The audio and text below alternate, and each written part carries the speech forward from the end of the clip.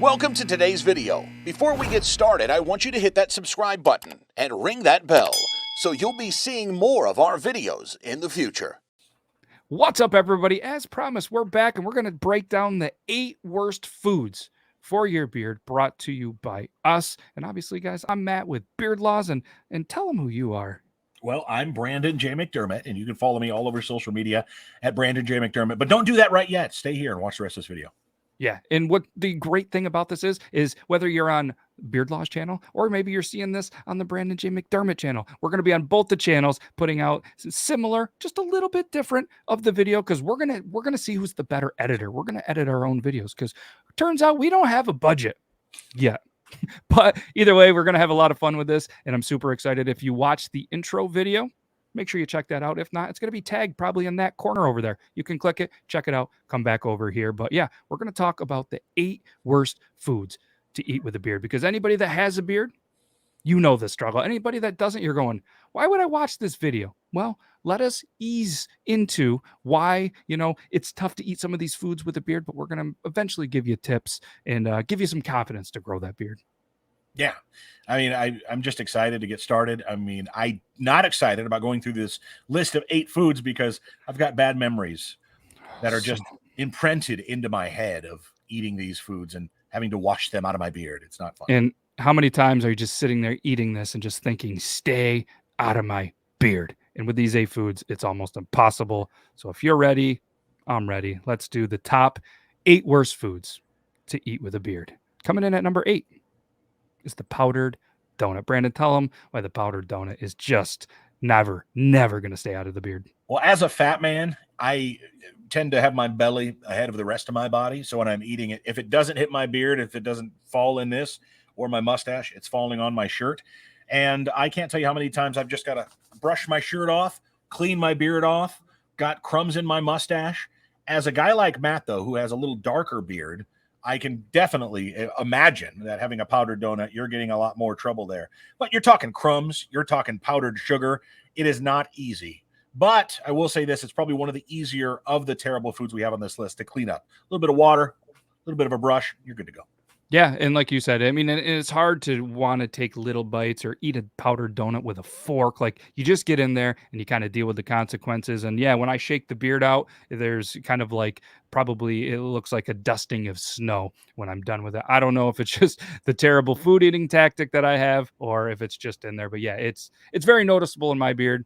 But I mean, anybody from a child to an adult, when you eat a powdered donut, you make a mess. It gets in the beard. But it is there. That's why it's number 8. And when Matt cleans out his beard from powdered donuts, he's out here looking like he's from Scarface in the movies in the 1980s. Yes. All the white stuff falling. Yes, and then I'll, it brings a certain crowd. Some people say the milkshake brings the boys to the yard. The powdered donut shake beard brings the cokeheads to the bar. But let's go. Let's go ahead. Number 7. You ready for 7? Let's do it. Number 7. What do we got? We got burgers. I think burgers is a great one for number 7. I think you could lump in any kind of saucy sandwich, a chicken sandwich with lots of mayonnaise, a French dip with au jus on the side to dip it in. Anything you got with lots of condiments and mustards and ketchups and barbecue sauces and any of that stuff, it's falling in the beard. And the problem when you get those darker condiments that fall on the beard is they might kind of blend in. It might just seem a little wet, so you just kind of brush it off, but now your mustache smells like ketchup for the rest of the day. It smells like mustard for the rest of the day. That's not a place you want to be. It's one of the condiments you have to go and wash your beard out or mustache out of, and if you don't, it's going to stick around with a really gross smell. Yeah, and it's another one of those foods, kind of like the powdered donut. You don't really want to sit there and eat it with a fork. You know what I mean? Not that there's anything wrong with it, but you just get in there with a burger. Maybe, if it's a big burger, 2 hands, 1 hand, kind of splatter or eruption of just the trickle down effect. The good thing is you don't ruin the shirt. You got a nice dress shirt on. Maybe you're at a wedding or something. And they're like, hey, we're doing burgers, which that's the kind of wedding I want to go to. And the beard at least does protect it from ruining a nice shirt. So you have that. But the grease for me is the tough one. Yeah. I've ruined many a shirts with condiments falling off. And that's why don't care what I look like. I'm the guy with the big napkin hanging out of my shirt in public. Don't matter to me. I'm doing that. Yeah, I mean, I used to be that guy, but now putting a napkin, it does nothing at this point. But sometimes, I'm not gonna lie, sometimes, for a fun little fact, sometimes I will go with a bearded bun, so the beard will be tight to here, so I can enjoy the food, and then I will rock the napkin, Brandon J. McDermott style. So, Don't ever twist it up, tuck it in the shirt, put it back behind you or nothing? so I mean, sometimes you can do one of these, and then it's just like, hey, look at me. But yeah, most of the time, I'll bun it up, give it a little like like a person with a man bun or a woman with a ponytail. Just kind of put it up there, get it out of the way, so it just doesn't get in the food. But that's There a you whole nother thing we should talk about: how much hair we eat while go. we're eating of our own. Yeah. But either way, let's. You ready for number 6? Let's roll. Number 6, the good old chicken wings. One of my favorite foods. One of my favorite foods. And since I've Mhm. started growing out the mustache even more than the beard, the wings are terrible, man. You cannot eat wings comfortably and not get it in your mustache. It's true. If you have really saucy wings, it's going to drop into your beard even too. Your fingers, you're used to getting those saucy. You take a little towelette, moist towelette, you wipe it off, you rinse it off, you're done. You get barbecue sauce or God forbid a habanero sauce in your mustache. You got to be careful washing that out, and that's the problem with wings for me. Yeah, and like you said, with the moist towelette, that's something that if I go to a place and they do offer them, at a local place, I make sure to ask for a couple extra. Like if you're in a pool or you're in salt water or chlorine water, you want to immediately rinse it with fresh water. It's no different. You get the chicken wing sauce and the stash, you get it in the beard, you want to rinse it out with the moist towelette, obviously without anything without alcohol or chemicals. Just nice. Or what I'll do typically is I just kind of wait. Then I just, take my pride, put it aside. I go into the bathroom, just like, when you're a little kid and your mom or dad bring you into the bathroom and they wash you up. I do the same thing. I get in there, wash my hands. I get in there, I wash, just rinse it out the best that I can. And it's just one of those things. You want to enjoy a good chicken wing, you end up wearing some of it. It is what it is. Are you ready for the top 5? Let's do it. I'm excited. All right. This next one is one of my favorite styles of food that is a pain to eat with a big stash and beard. Whether you're talking a really thick barbecue, whether you're talking a really thick cheddar broccoli soup, or even like a ramen or a pho, I mean, it's awful. You can't eat this. This is one for me where it just gets in my beard. Like I'm always spilling chunks of carrot, or I'm spilling big chunks of cheese soup in my beard. And then again, you have to take a napkin or a folded whatever the thingamabobber they call it to get that out. Yeah, that's the accurate name. It's scientific, I believe. Mm-hmm. You try to wipe it out, and now it's gone, but now you still got wet, greasy, smelly, cheesy beard, and you have to wash out too. It's awful, man. Soup is awful trying to eat. It's almost like cereal.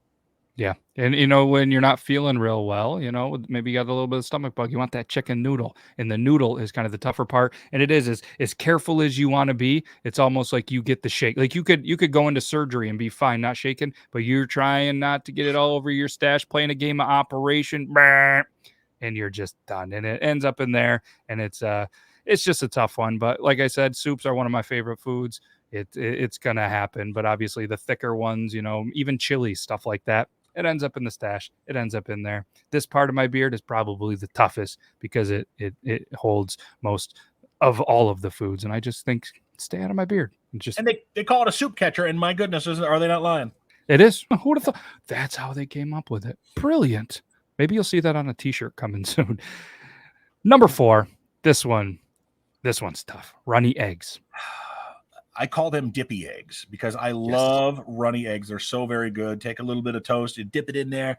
Make a sandwich with some bacon and some cheese. Dip that in the runniness and eat it.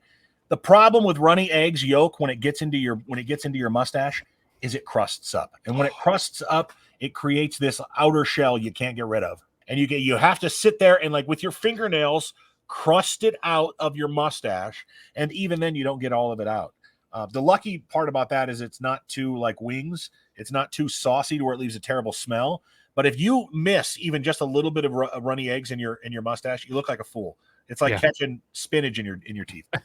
Yeah, the yolk is no joke. And not only is it fun to say, but it is not fun to get out. And like you said, I'm a huge fan of, and I call them dippy eggs as well, or put them right on an egg sandwich. And you're just like, doo, doo, doo, doo. And we had a conversation about this recently with a coworker of mine. He's like, no, if it's on a sandwich, you can't have the yolk. And it's like, you have to. It's part of it. You got to have the yolk. You- I know it's no joke, but it's just a consequence that I'm willing to take, or it's a risk that I'm willing to take because I love the dippy eggs, and the yolk is no joke. It's everywhere. I don't know how quick it hardens up, but there's something about it. Maybe we'll come back with some scientific evidence on how it just does that, and it holds the mustache stronger than some mustache waxes that I've tried. So maybe there's something there.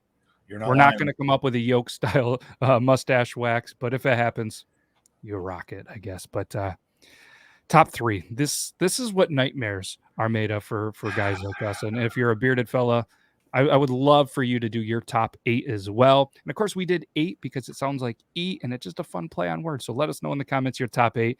Number 3 is s'mores. Chocolate, graham cracker, melted roasted marshmallows. 3 things combining to make outdoors in summertime a magical place, whether you're a child or an adult. But when you have a beard, no, because that marshmallow, when it melts, it's great. But when you take a bite and it gets in your mustache or your beard, it cakes up and it becomes a sticky, gross mess that you have to deal with until it's gone. It does not go away. Maybe take some dirt and just splash it on there. It'll cake up the dirt so you don't have to worry about the stickiness. But no, seriously, it's awful. It's one of the worst foods, marshmallows, to get stuck in your beard. It is the marshmallow, the stickiness of that, the melted chocolate that just hides in my beard, and then just the graham cracker crumble. And there's not really a good way to approach a s'more, breaking it. You just have to go for it, and it is a nightmare. And I got to be honest, I haven't really had a s'more in probably 2 to 3 years because it's just not working. Because typically when I'm having s'mores, we're camping, limited supplies to really clean the beard, and it's just the risk outweighs the reward to me in the s'mores. But I'm going to venture out and have one this summer. That's my 2022 summer goal. I find myself eating s'mores like this. Yeah, I have to eat s'mores if I'm camping. It's part of it. It's like 87% of the reason I'm outside camping. Not sleeping on the floors in the tent, I'll tell you that. Fair enough. And this next one, number 2, this is a tough one. Ribs. Again, like wings, one of my favorite foods. The sauce of the wings, the sauce of the ribs apply here. That greasy meat, though, for some reason, rib meat seems to be so much greasier than chicken meat, than chicken wing meat. I'm going to a rib fest this weekend. I don't know how to prepare. I'm excited and scared at the same time. But yes, ribs is definitely up there for me. I would definitely mark it in the top 3. I think this is a good place for it. Yeah, it's another food that you just can't really use a fork. You can't use a knife. You just have to pick it up. You have to go for it. Yes, even when you rip them, there's just the remnants all over. And it's just one kind of that you have to eat like this. At least with some chicken wings, you can get in there and rip it off the bone. Ribs is a little, you're going to wear it. There's no ifs, ands, or buts about it. But it's number 2 for a reason. And I don't think there's a lot of people that would argue that it should be top 3. Yeah, it's not. But Brandon, are you ready for the number 1 in our opinion? Worst food to eat with a beard. Yeah, I'm ready as I can be. I know what's coming. It's the ice cream cone. And it's ice cream, but put it on a cone, and it's even more so because an ice cream cone, you have to attack it. You're on offense at all times. There is no take a break. Because it's 87 degrees outside and you got to keep going. And the problem with that is that you got a mustache in the way and you're going to catch at least 18% of it on the mustache every lick. And there you are with little beads of ice cream in your mustache looking like a fool. It's awful. It is, especially soft serve, even the hard, the hard serve, it's got a little bit more of a chance, but just running ice cream, it's down your arms, it's down your fingers, it's all down your beard, and it's at least a 7 to 8 napkin to clean up. The sprinkles are in there. You almost have to stay away from the fudge and anything else because there's no other way to attack it. You know what I mean? You're not going to get an ice cream cone to try to eat it with a spoon. You would then put it in the dish. So I have to admit, it's been a little while since I've had an ice cream cone because of this, but a good friend of ours, Monty the Wizard, recently raised a bunch of money for charity. And in that, he said that he would shave his mustache off to go to a whaler. The first thing he said, just out of there, like in pure shock that he doesn't have a mustache for the first time in 7 or 8 years, was somebody get me an ice cream cone. And that's what the beard community thinks about. And not a lot of ice cream sales for the cones for the bearded community. But there we go. That's our top 8.